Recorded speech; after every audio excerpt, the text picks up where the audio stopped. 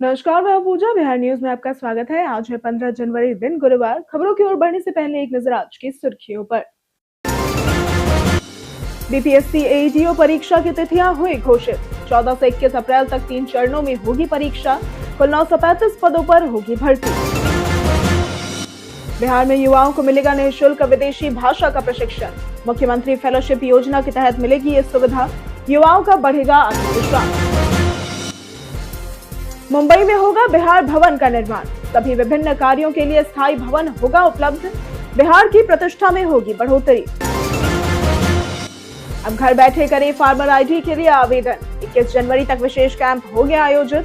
जमाबंदी सही होने पर तुरंत रजिस्ट्री होगी संभव। 21 जनवरी तक निपटा सकते हैं डीएलआरसी के लंबित मामले। 6 माह और 1 वर्ष से अधिक पुराने मामलों को मिलेगी प्राथमिकता। लंबित मामलों पर सख्ती बरतते हुए लॉगिन आईडी रद्द करने की मिली चेतावनी।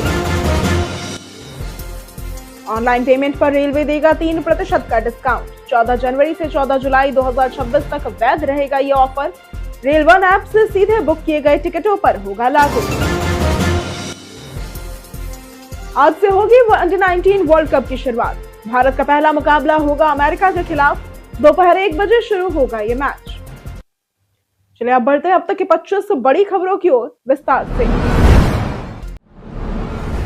यूको बैंक में एसओ के 173 पदों पर भर्ती के लिए करें आवेदन। यूको बैंक ने बैंकिंग क्षेत्र में करियर बनाने वाले युवाओं के लिए स्पेशलिस्ट ऑफिसर यानी कि एसओ भर्ती 2026 का नोटिफिकेशन जारी किया है। इस अभियान के तहत कुल 173 पद भरे जाएंगे, जिनमें risk officer, credit officer, IT officer, chartered accountant, law officer सहित अन्य तकनीकी पद शामिल है। आवेदन प्रक्रिया पूरी तरह से ऑनलाइन है और इच्छुक उम्मीदवार ucobank.com पर आवेदन कर सकते हैं। चयन ऑनलाइन लिखित परीक्षा और इंटरव्यू के आधार पर होगा। सामान्य ओबीसी ईडब्ल्यूएस वर्ग के लिए आवेदन शुल्क 800 रुपए और एससी एसटी व पीडब्ल्यूडी के लिए 175 रुपए है। चयनित उम्मीदवारों को आकर्षक वेतन व सरकारी भत्ते मिलेंगे। अब घर बैठे करें फार्मर आईडी के लिए आवेदन। किसानों को सरकारी कृषि योजनाओं का सीधे लाभ दिलाने के लिए फार्मर आईडी बनाने का अभियान मिशन मोड में चलाया जा रहा है।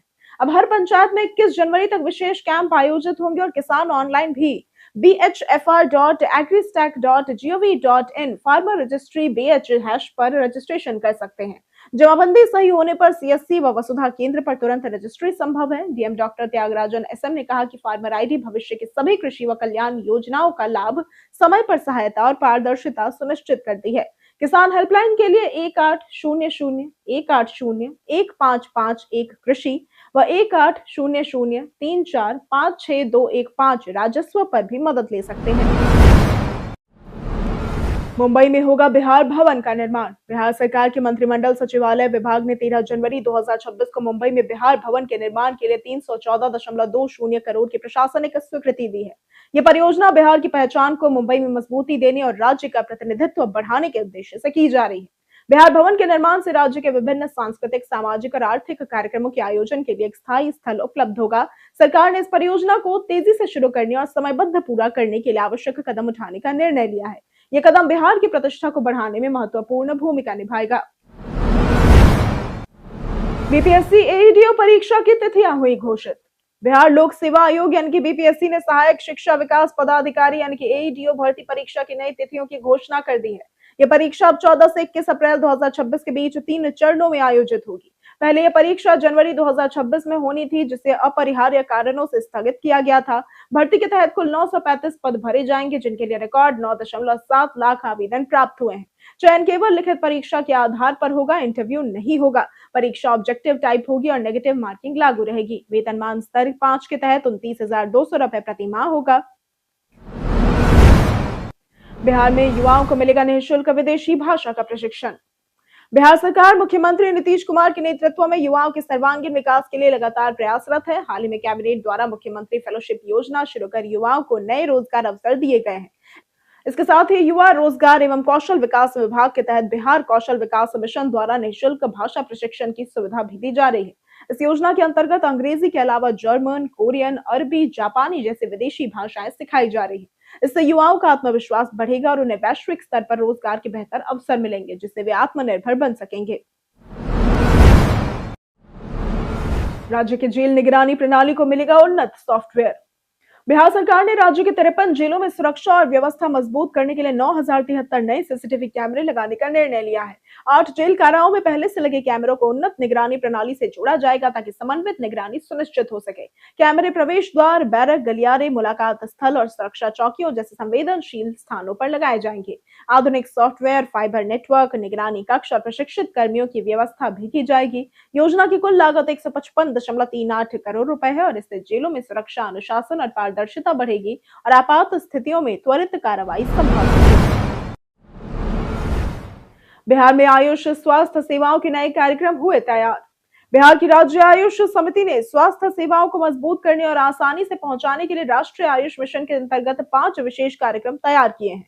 सुप्रजा, मोबाइल मेडिकल यूनिट, वयोमित्र, आयुर्विद्या और फाइलेरिया। सुप्रजा से मातृ एवं शिशु स्वास्थ्य सुधारेंगे।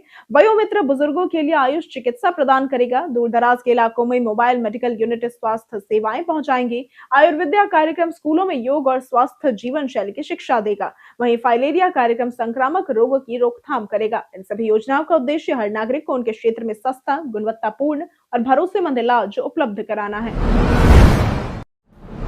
ऑनलाइन पेमेंट पर रेलवे देगा 3% का डिस्काउंट। रेलवे ने डिजिटल पेमेंट को बढ़ावा देने के लिए रेल वन ऐप से अनरिजर्व्ड टिकट बुक करने पर 3% तक की छूट देने की नई पहल शुरू की है। यह ऑफर 14 जनवरी से 14 जुलाई 2026 तक वैध रहेगा और केवल रेल वन ऐप से सीधे बुक किए गए टिकटों पर लागू होगा। छूट यूपीआई कार्ड या नेट बैंकिंग से पेमेंट करने पर मिलेगी। यात्रियों को पहले ऐप डाउनलोड कर अकाउंट एक्टिवेट करना होगा, बेसिक जानकारी भरनी होगी और जनरल टिकट ऑप्शन से यात्रा विवरण चुनना होगा। पेमेंट करते ही 3% का डिस्काउंट स्वतः लागू होगा। वॉलेट कैशबैक ऑफर भी जारी रहेगा। बिहारी बर्थडे स्पेशल में आज बात होगी प्रीतिश नंदी की। प्रीतिश नंदी, जिनका जन्म 15 जनवरी 1951 को हुआ था, एक बहुआयामी भारतीय व्यक्तित्व थे। कवि, चित्रकार, पत्रकार, राजनीतिज्ञ, मीडिया और टीवी निर्माता भी। वे महाराष्ट्र से शिवसेना के टिकट पर राज्यसभा सांसद रहे। उन्होंने अंग्रेजी में 40 कविता संग्रह लिखे, विभिन्न भाषाओं की कविताओं का अनुवाद किया और ईशा उपनिषद का नया संस्करण भी प्रस्तुत किया। नंदी ने कहानियों, गैर कथाओं और संस्कृत शास्त्रीय प्रेम कविताओं के अनुवादित संग्रह भी प्रकाशित किए।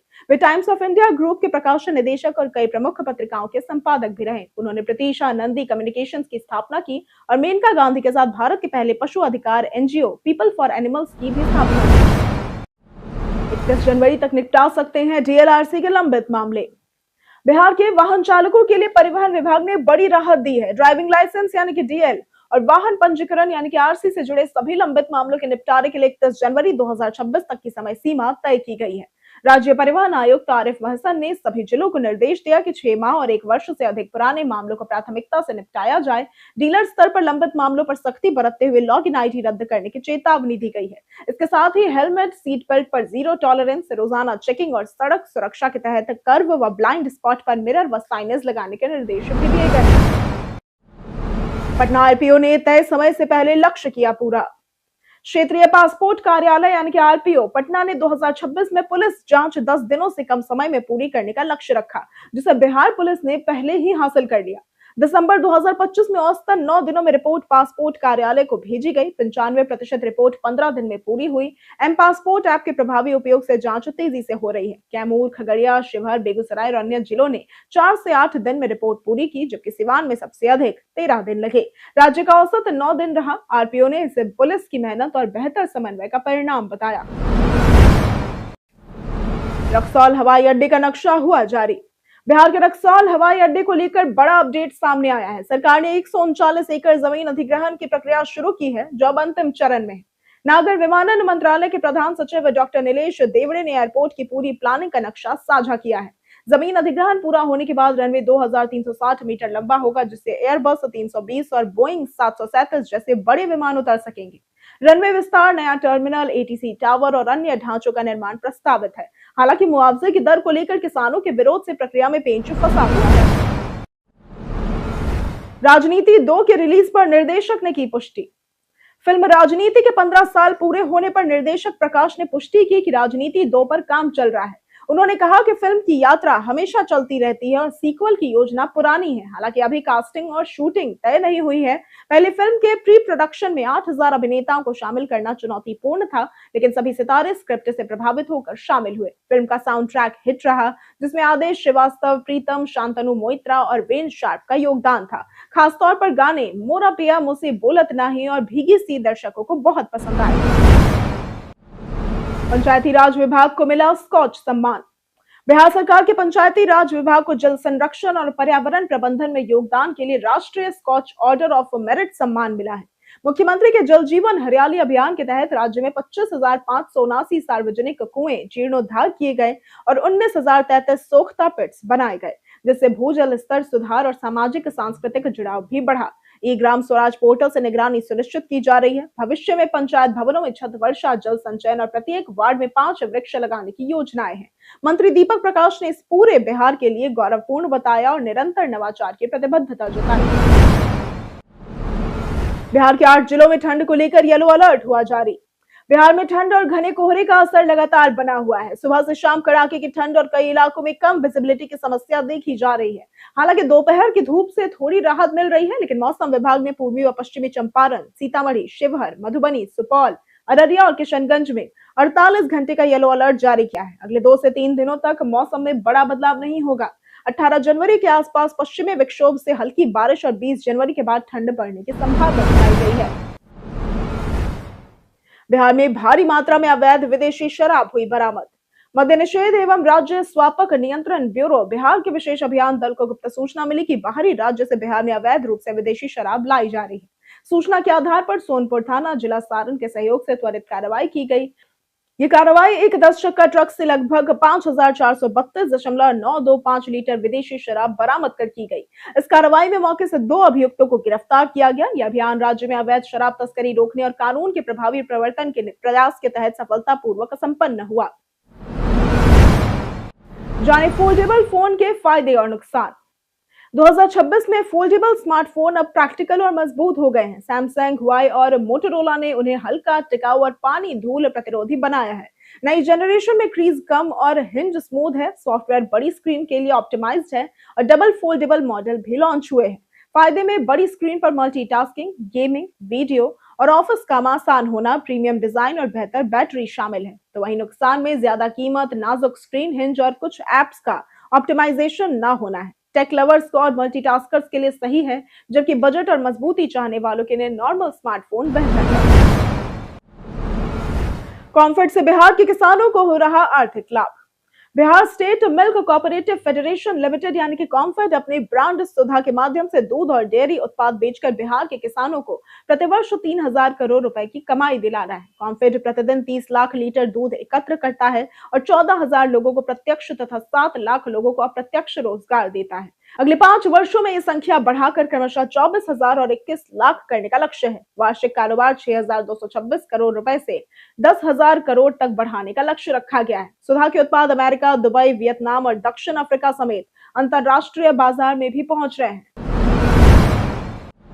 बंद कार में ब्लोअर चलाना हो सकता है खतरनाक।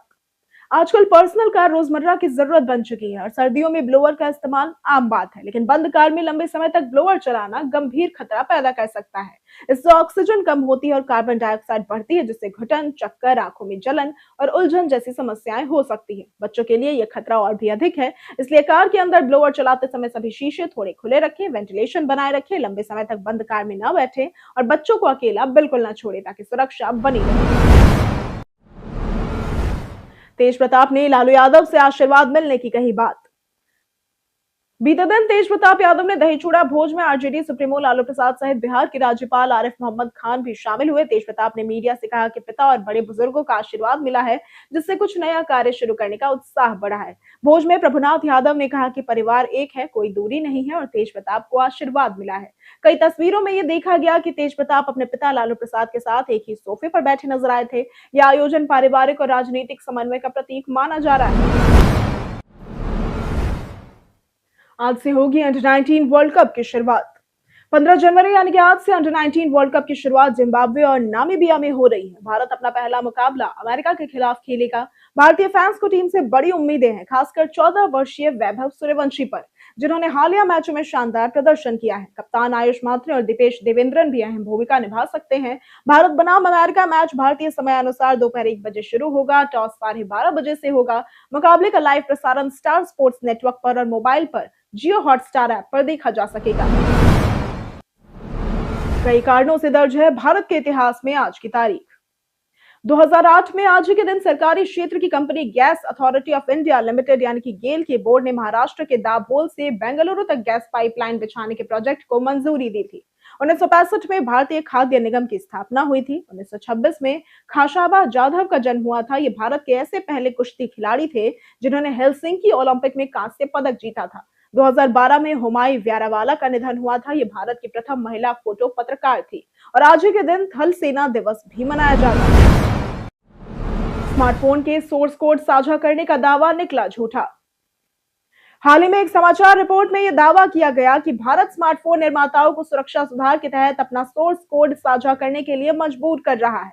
हालांकि पीआईबी फैक्ट चेक ने इसे फेक करार दिया है यानी कि फर्जी बताया है। भारत सरकार ने ऐसा कोई प्रस्ताव नहीं दिया है। इलेक्ट्रॉनिक्स और सूचना प्रौद्योगिकी मंत्रालय ने स्पष्ट किया है कि मोबाइल सुरक्षा के लिए नियामक ढांचा तैयार करने हेतु हितधारकों के साथ परामर्श प्रक्रिया शुरू की गई है। ये उद्योग के साथ नियमित परामर्श का एक हिस्सा है और अभी तक कोई अंतिम नियम नहीं बने हैं और भविष्य में भी ढांचा परामर्श के बाद ही तैयार होगा।